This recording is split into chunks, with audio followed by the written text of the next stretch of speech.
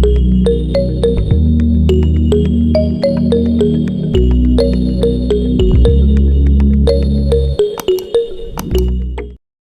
ചരിത്രത്തിൽ തന്നെ ബ്രിട്ടീഷ് അധികാരികൾ നടപ്പാക്കിയ ഏറ്റവും നിഷ്ഠൂരമായ കൂട്ടക്കൊലകളിൽ ഒന്നാണ് നവംബർ 19 തിരൂരിൽ നടന്ന വാഗൺ കൂട്ടക്കൊല. വാഗൺ ട്രാജഡി എന്ന പേരിട്ട് കൊളോണിയൽ അധികാരികൾ നിസ്സാരവൽക്കരിച്ച കൂട്ടക്കൊലയിൽ 70 പേരാണ് രക്തസാക്ഷികളായത്. 1921 ഐതിഹാസികമായ മലബാർ മുന്നേറ്റത്തിന് 3 മാസം തികയുമ്പോഴാണ് ഏറ്റവും ദുഃഖകരവും രോഷമുണർത്തുന്നതുമായ ആ സംഭവം നടന്നത്. ബ്രിട്ടീഷ് ആധിപത്യത്തിനെതിരായി മലബാർ ഭാഗത്ത് മുസ്ലിങ്ങൾ നടത്തിയ സമരമായിരുന്നു മാപ്പിള കലാപം അഥവാ മാപ്പിള ലഹള.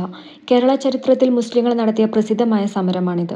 മലബാറിലെ ജനമുന്നേറ്റത്തിൽ പിടിയിലായവരെ പാർപ്പിക്കാൻ തിരൂർ സബ് ജയിലിലും മലബാറിലെ മറ്റു ജയിലുകളിലും സ്ഥലമില്ലാത്തതു കാരണം 100 അംഗങ്ങൾ വീതം സംഘങ്ങളായി ബെല്ലാരിയിലേക്ക് ട്രെയിനിൽ അയക്കാൻ ഭരണകൂടം തീരുമാനിച്ചിരുന്നു. അങ്ങനെ നിരവധി തവണ തടവുകാരെ ചരക്കുവാഗണിൽ കൊണ്ടുപോയി. മദ്രാസ് ദക്ഷിണ മറാത്ത റെയിൽവേയുടെ LV 1711 എന്ന ചരക്കു വാഗണാണ് തടവുകാരെ കൊണ്ടുപോകാൻ നവംബർ 19 ഉപയോഗിച്ചത്. സർജൻ ആൻഡ്രൂസനായിരുന്നു തടവുകാരെ അയക്കാനുള്ള ചുമതല. കോഴിക്കോട്ട് നിന്ന് കോയമ്പത്തൂരിലേക്ക് പോകുന്ന 77 നമ്പർ ട്രെയിൻ നവംബർ 19 സന്ധ്യയ്ക്ക് 7:15 തിരൂരിലെത്തി. അതിൽ വാഗൺ ഘടിപ്പിച്ചു. 100 പേരെ ഈ വാഗണിൽ കുത്തി നിറച്ചു. അതിൽ 97 പേർ മുസ്ലിങ്ങളും 3 പേർ ഹിന്ദുക്കളുമായിരുന്നു.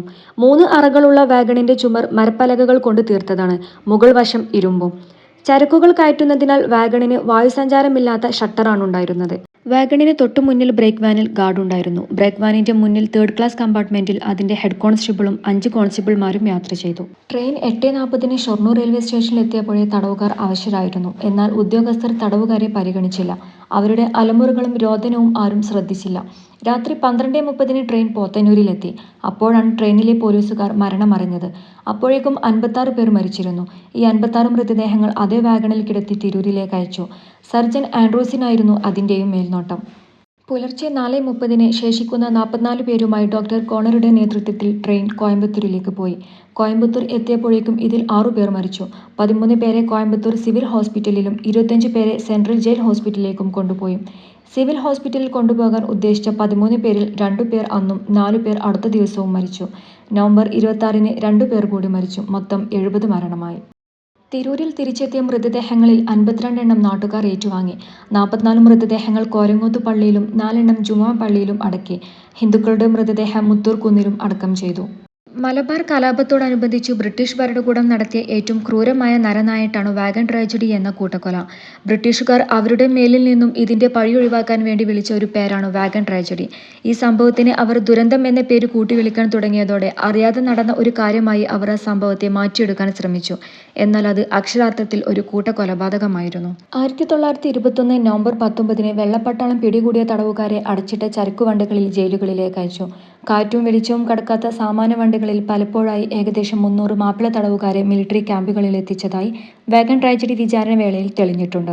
2000-ഓളം സമരക്കാരെ 32 തവണയായി ആന്തമാനിലേക്കും കോയമ്പത്തൂരിലേക്കും പല ഘട്ടങ്ങളിലായി നാടുകടത്തി. കേണൽ ഹംബ്രിഫ്, സ്പെഷ്യൽ ഓഫീസർ ഇവാൻസ്, ജില്ലാ പട്ടാള മേധാവി ഹിച്ച്കോക്ക്, ആംബു സൂപ്രണ്ട് എന്നിവരായിരുന്നു ഇതിന് നേതൃത്വം വഹിച്ചത്.